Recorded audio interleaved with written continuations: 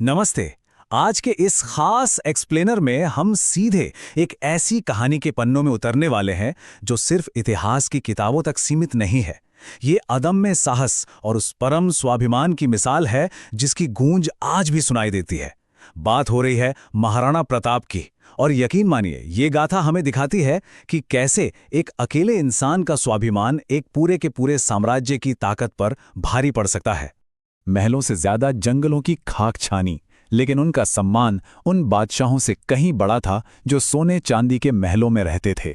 अरावली की पहाड़ियों से निकले इस शूरवीर ने साम्राज्य की सुख सुविधाओं और गुलामी के बजाय भूख, संघर्ष और आज़ादी का रास्ता चुना। सोचकर देखिए कितनी बड़ी बात है ये।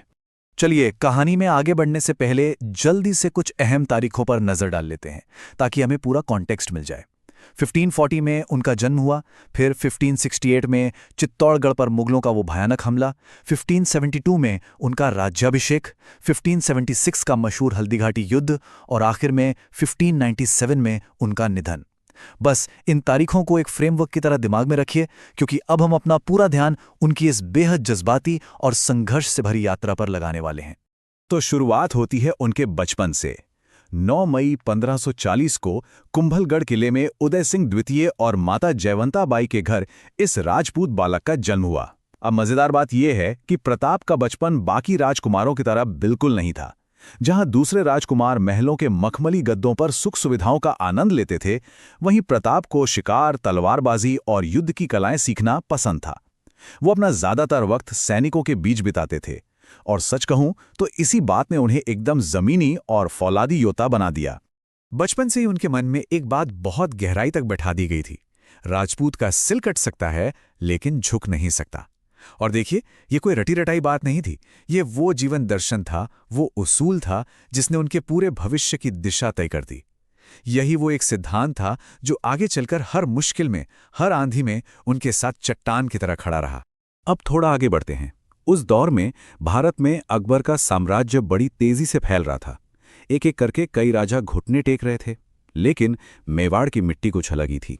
1568 का साल मेवाड़ के इतिहास का एक बहुत ही दर्दनाक अध्याय है। मुगलों ने चित्तौड़गढ़ किले पर एक बेहद क्रूर और भयानक हमला किया।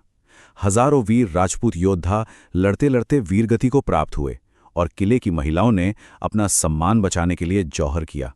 मेवाड़ की धरती सचमुच खून से लाल हो गई थी। इस भयानक त्रासदी ने युवा प्रताप के मन पर एक ऐसी छाप छोड़ी जो कभी नहीं मिटने वाली थी।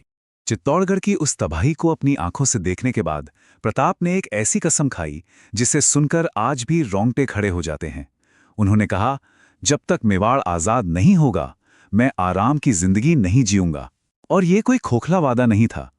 इसका सीधा सा मतलब था सोने चांदी के बर्तनों का त्याग, नर्म बिस्तरों का त्याग और अपने लिए हर तरह के राजसी सुखों का हमेशा के लिए अंत। फिर आता है साल 1572, जब प्रताप मेवाड़ के महाराणा बने। गद्दी पर बैठते ही उनके सामने सबसे बड़ी चुनौती थी अकबर के सामने झुकने का भारी दबाव। जरा इस कॉन्ट्रास्ट को समझिए। एक तरफ अकबर के भेजे हुए बड़े बड़े प्रलोभन थे, आधा राजपाट, बेहिसाब दौलत और दरबार में ऊंचा सम्मान। लेकिन दूसरी तरफ महाराणा का वो अडिग जवाब जो इतिहास में अमर हो गया: मेवाड़ बिक नहीं सकता। इतने भारी दबाव और इतने बड़े साम्राज्य की धमकियों के बावजूद उनका यह सीधा इनकार उनके स्वाभिमान की असली ताकत को दिखाता है। और जाहिर है, इस बेबाक इनकार का नतीजा एक महासंग्राम ही होना था। 18 जून 1576 हल्दी घाटी का वो महान युद्ध शुरू होता है। आप जरा उस सीन को इमेजिन कीजिए। एक तरफ अकबर की वो विशाल, ताकतवर और हथियारों से लैस सेना खड़ी थी, और दूसरी तरफ महाराणा प्रताप और उनके चंद लेकिन जान छिड़कने वाले वफादार योद्धा। इतिहासकार बताते हैं कि यह युद्ध इतना भयंकर था कि हाथियों, घोड़ों और सैनिकों के उस भयानक टकराव से पूरी धरती कांप उठी थी। इस युद्ध में एक पल ऐसा आया जो सच में रुला देने वाला है। प्रताप का एक ही लक्ष्य था, दुश्मन सेना के बीचों बीच बैठे राजा मानसिंह तक पहुंचना। उन्होंने सीधा और घातक हमला किया, लेकिन इस घमासान में उनके सबसे भरोसेमंद साथी, उनके प्यारे घोड़े चेतक का एक पैर बुरी तरह कट गया। सोचिए, 3 पैरों पर खड़ा एक घायल जानवर। इसके बावजूद अपनी जान की परवाह किए बिना चेतक ने महाराणा को सुरक्षित बचाने के लिए एक विशाल, उफनती हुई नदी को छलांग लगाकर पार किया। महाराणा को सुरक्षित किनारे पहुंचाकर उस वफादार साथी ने वहीं दम तोड़ दिया। यह सिर्फ एक युद्ध की कहानी नहीं है, ये वफादारी और असीम बलिदान की वो दास्तान है जिसकी मिसाल दुनिया में कहीं और नहीं मिलती। हल्दी घाटी के बाद हालात और भी मुश्किल हो गए, लेकिन प्रताप ने हार नहीं मानी। अब उनका ठिकाना महल नहीं बल्कि घने जंगल थे। ये उनके धैर्य और हौसले की सबसे कठिन परीक्षा थी। हालात इतने बदतर हो गए थे कि कई बार उनके परिवार को घास की रोटियां खाकर गुजारा करना पड़ा। जरा सोचिए, एक राजा घास की रोटी खा रहा है, लेकिन अकबर की गुलामी किसी भी कीमत पर मंजूर नहीं है। इस बेहद मुश्किल वक्त में उन्हें जमीनी स्तर पर आम लोगों का और खासकर भील समुदाय का वो अटूट समर्थन मिला जो उनके साथ कंधे से कंधा मिलाकर खड़े रहे। अब जो बात मैं आपको बताने जा रहा हूं वो सच में हैरान करने वाली है। स्वतंत्रता की ये लड़ाई अब सिर्फ प्रताप की लड़ाई नहीं रह गई थी, ये मेवाड़ के हर एक इंसान की लड़ाई बन चुकी थी।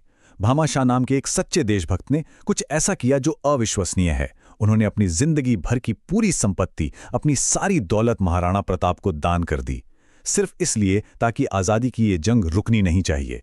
इस अभूतपूर्व आर्थिक मदद से महाराणा को अपनी सेना दोबारा खड़ी करने और मेवाड़ की खोई हुई जमीनों को वापस छीनने की ताकत मिली। और ये यहां से शुरू हुई मेवाड़ की शानदार वापसी। महाराणा प्रताप ने एक पल के लिए भी आराम नहीं किया। उन्होंने एक एक करके मेवाड़ के कई अहम इलाकों पर दोबारा अपना कब्जा जमा लिया, एक नई सेना खड़े की, नए किलों को मजबूत किया। अपनी आखिरी सांस तक वो लड़ते रहे। लेकिन इतिहासकार बताते हैं कि एक टीस उनके मन में हमेशा रही।